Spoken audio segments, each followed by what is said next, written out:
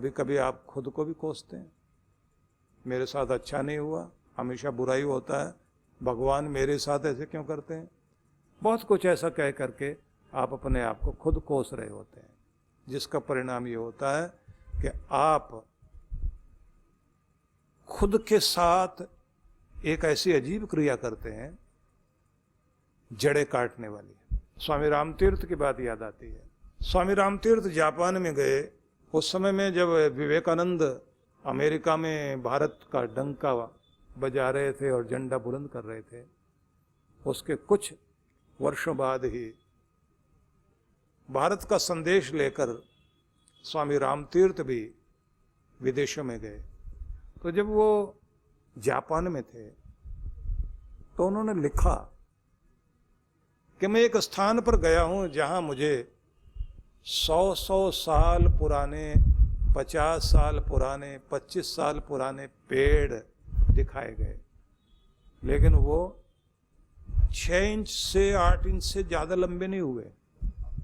और वो वही पेड़ हैं जो हिमालय के आंगन में उगते हैं, 100-150 फुट की ऊंचाई तक जाते हैं, लेकिन यहाँ गमलों में वो 6 इंच 8 इंच के हो गए, 50 साल के, 25 साल के, 100 साल के। कि मैं उनसे पूछता हूं ये लंबे क्यों नहीं हुए? बोले ये कला है, बोनसाई की पद्धति है। कि मैं पूछ रहा हूं ये कला क्या है, आप कैसे करते हैं? तो उन्होंने एक पूरा तरीका बताया कि इस तरीके से हम लोग करते हैं। उसमें एक मेन बात ये थी कि जैसे जैसे गमले के नीचे उसकी जड़ें बढ़ने लगती हैं, हम कैंची से काट देते हैं। अब ये कहानी मैंने क्यों सुनाई?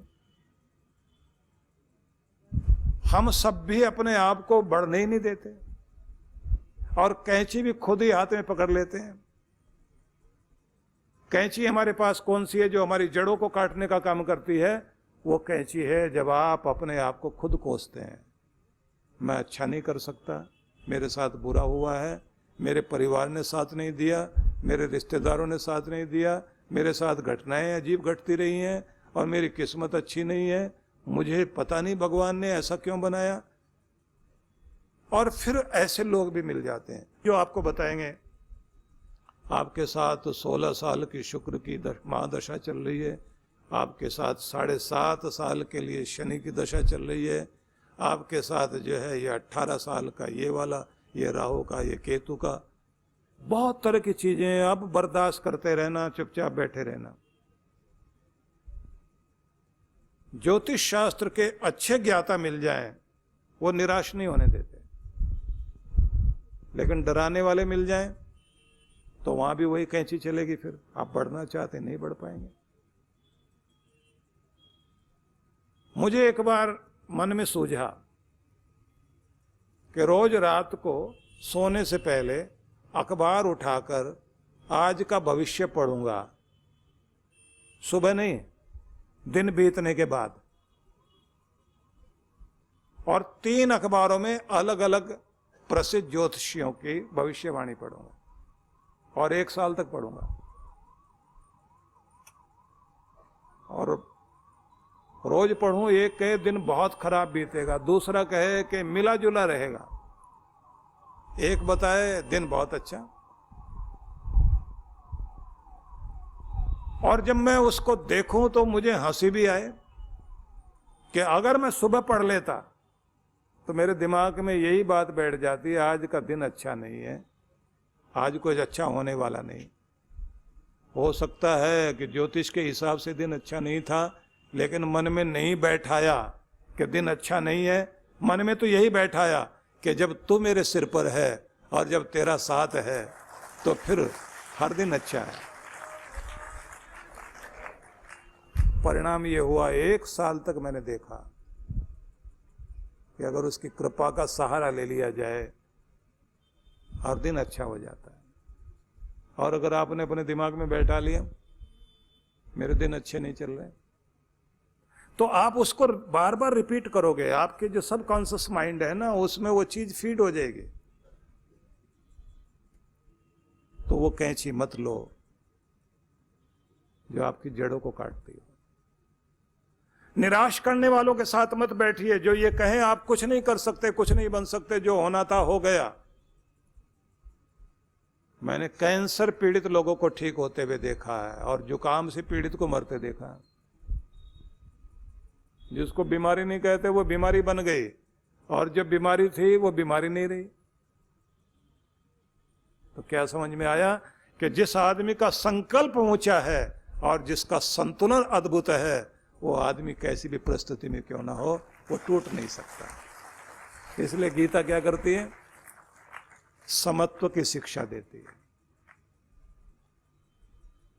ज्ञानस्य भिक्षाम शरणागतिम च, और ज्ञान की भिक्षा देती है। आपको भोजन दिया जाता है। भर्तृहरि ने कहा था ना, धैर्यम यस्य पिता क्षमा च जननी शांति चिरम गेहने। कि एक परिवार आपकी जिंदगी में होना चाहिए, और वो सांसारिक परिवार नहीं है। धैर्य पिता हो, धीरज, क्षमा मां, ये आपको सनात करते हैं। जो धीरज नहीं छोड़ता, पांव जिसके डगमगाए नहीं, और जो क्षमा मांग ले और क्षमा कर दे तो समझ लेना उसका जीवन धन्य हो गया। और जिन्होंने गांठ बांध ली वो बदला लेने में और जीवन को घृणा से और ईर्ष्या से भरकर पीड़ित करने में लगे रहते हैं। धैर्यम यस्य पिता क्षमा च जननी शांति चिरम गेहने। पति पत्नी एक दूसरे का साथ लेकर जीवन की यात्रा आगे बढ़ाते हैं तो कहते हैं शांति या शांत रहने का स्वभाव, ये एक जीवन संगी वाला गुण है। तो उसी में सारे शब्द कहने के बाद उन्होंने एक शब्द कहा, ज्ञानामृतम भोजनम। ज्ञान का अमृत ही भोजन है। उस भोजन को किए बिना कभी मत रहो। कोई दिन ऐसा नहीं बीतना चाहिए जिस दिन तुमने कुछ नया सीखा ना हो, कुछ नया जाना ना हो, मस्तिष्क का नवीनीकरण ना किया हो। जब आपका दिमाग नया बनता है तो आपकी जिंदगी नई बनती है। इसलिए आप दिमाग को नया बनाओ। जिज्ञासा और जिजीविषा इसे खत्म मत होने दीजिए। नया सीखते रहने की भावना रखिए। हर दिन कुछ नया सीखना है, नया करना है। तो आप फेसबुक या ज्ञान में मत जाओ। डिजिटल वर्ल्ड में बहुत सारी ई लाइब्रेरी भी अपनी जगह है, लेकिन वहाँ ज्ञान के नाम पर बहुत कुछ मिथ्या ज्ञान भी है। ज़्यादातर लोग उसमें भटक जाते हैं। आपके पास एक अच्छी लाइब्रेरी होनी चाहिए। अच्छी पुस्तकें घर में रखो जरूर। अच्छे वचनों को सुनो, उससे आपके मस्तिष्क का नवीनीकरण होता है। अभी पिछले दिनों मैंने सब जगह से अपनी सारी पुस्तकें एक जगह इकट्ठी की। हमारे गुरुकुल के विद्यार्थी पुस्तकों को लगाने के लिए आए। उन्होंने गिना, गिनने के बाद बोले 5700 तो हो गई। मैंने कहा अभी एक जगह से और आनी है। बोले ये आपकी निजी हैं। मैंने कहा हाँ, जो बचपन से लेकर अभी तक सब पढ़ी। मैंने कहा सबके पन्ने उल्टे हैं, इतना याद रह जाता है, लाभ क्या होता है? बच्चे हैं छोटे छोटे पूछ रहे हैं। मैंने कहा आदमी हजारों से मिलता है और हजारों से मिलने के बाद भी उसके जीवन में कूड़ा करकट जमा हो जाता है। लेकिन अगर हजारों कीमती महान पुरुषों से मिलने का मौका मिले तो जिंदगी में चमक और सुगंध आनी शुरू हो जाती है। तो विगत समय के महान पुरुष हुए और इस समय भी जो इस धरती के नक्षत्र बने हुए हैं, ऐसे जो बहुत अच्छे चिंतक लोग हैं, उनसे एकांत में इन पुस्तकों के माध्यम से मिलने का मौका मिलता है तो मुझे लगता है कि इससे बढ़िया संगति कोई हो नहीं सकती। आपके पास भी आपकी लाइब्रेरी होनी चाहिए जॉर्ज बर्नार्ड शॉ की एक पंक्ति मुझे पसंद है। उसने कहा था कि आज के युग में सबको पढ़ना आ गया, लेकिन क्या पढ़ना चाहिए ये नहीं आया। जिसे ये समझ आ गया कि क्या पढ़ना चाहिए, बस उसे सबको समझ में आ गया, जिंदगी तो कीमती उसकी है।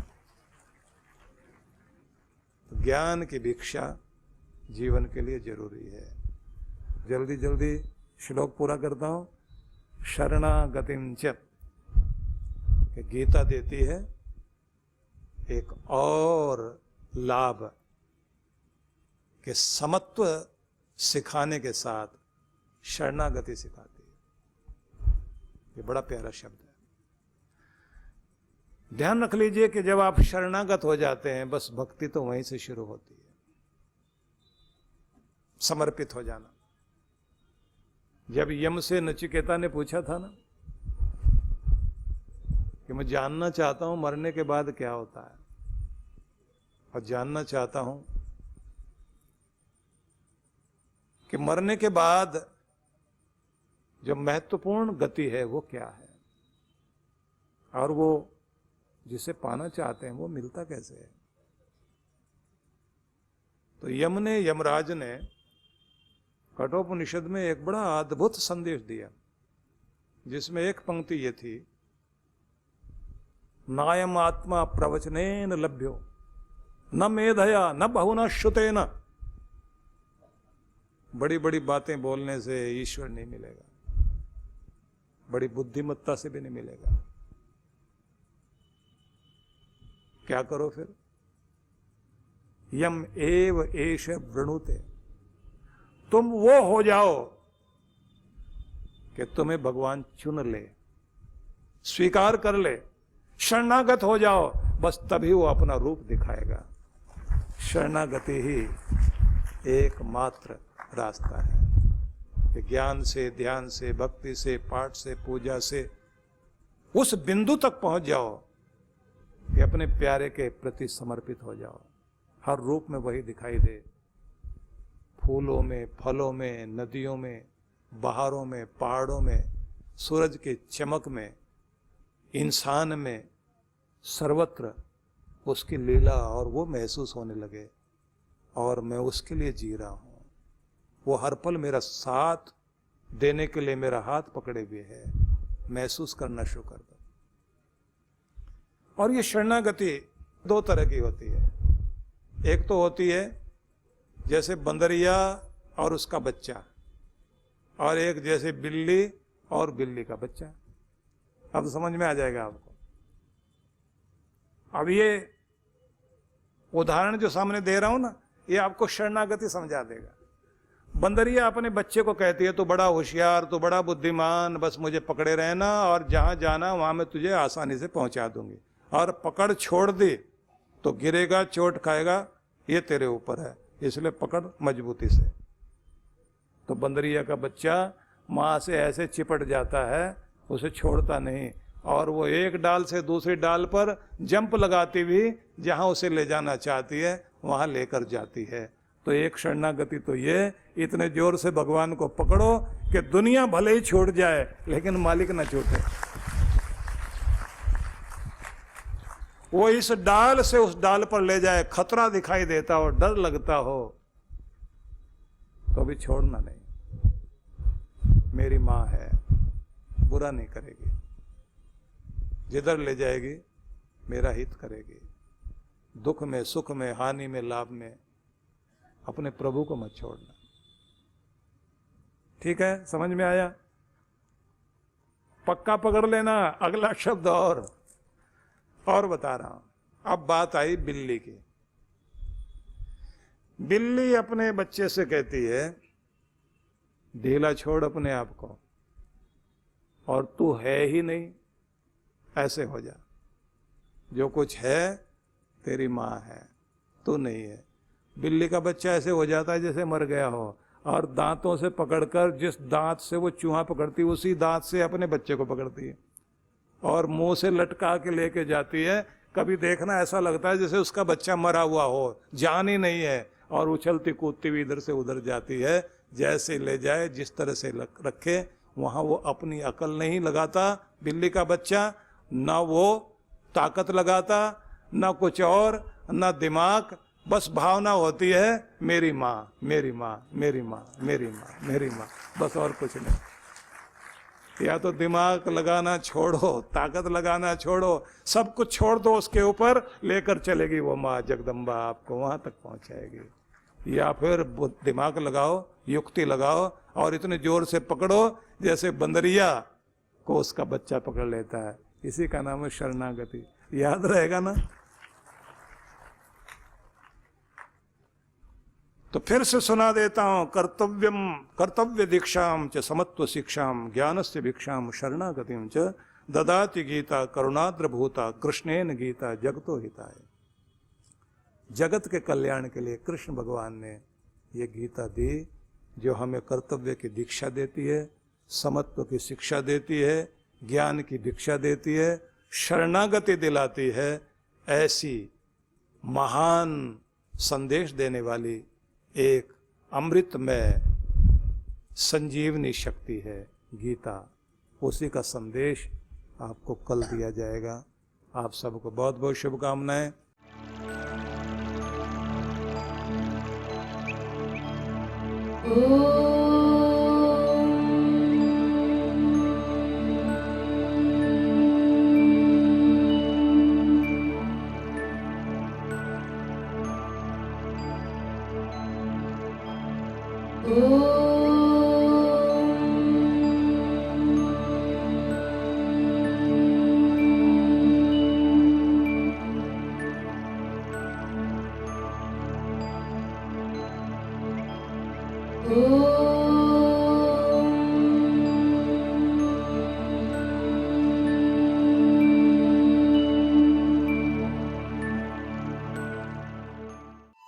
झुग्गी झोपड़ियों में सिसक रहे निर्धन बेसहारा बच्चों के लिए प्रगति की सोच रखने वाले, इनके सपनों को साकार करने के लिए इन बच्चों की ही क्षमताओं को बल देने का संकल्प लेकर चलने वाले परम पूज्य श्री सुधांशु जी महाराज एवं डॉक्टर अर्चिका दीदी के पावन सानिध्य में बाल कल्याण योजनाओं को विश्व जागृति मिशन के तहत पिछले कई वर्षों से संचालित किया जा रहा है।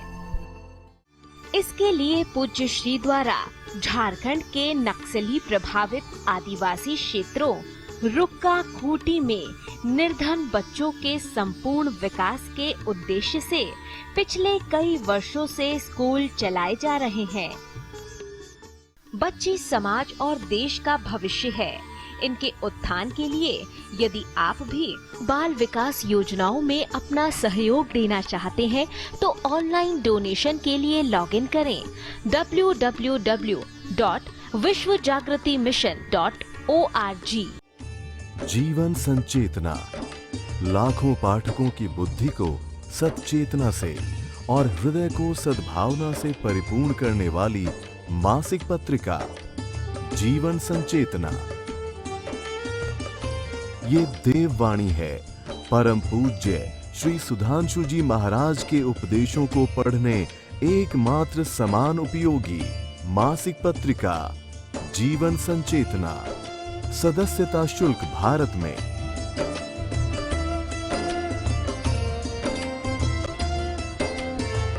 सदस्यता शुल्क विदेश में।